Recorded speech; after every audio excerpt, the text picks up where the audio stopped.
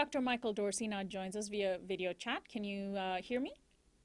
Very good. Good morning. Hi, thanks so much for joining us. Well, how surprised are you that the Senate voted to accept that climate change is not a hoax last week? Even Senator James Inhofe, who wrote the book The Greatest Hoax, How the Global Warming Conspiracy Threatens Your Future, voted for it.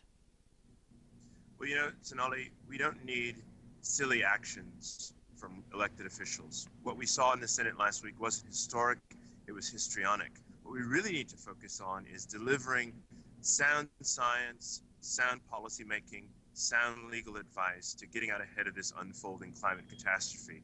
That's the kind of lifting that we need from elected officials, certainly in the Senate, but also in state houses across the country on both sides of the aisle. So it was really sad for them to play games with such a serious matter that puts so many Americans' livelihoods, ecosystems, and pocketbooks at risk.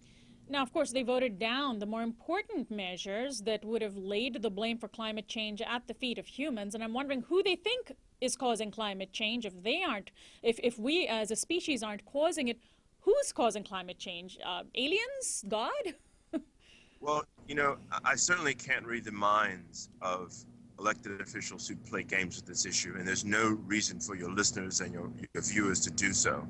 The fact is that when we put together sound science, good legal advice, good policy making, we learn some really profound things about who's causing the climate crisis. A good report that just came out not too long ago in Nature put the blame for about 2/3 of emissions over the past 250 years on about 90 entities, of which just about 50 of those were oil and gas companies, about 30 of those were coal companies, and a handful were cement companies.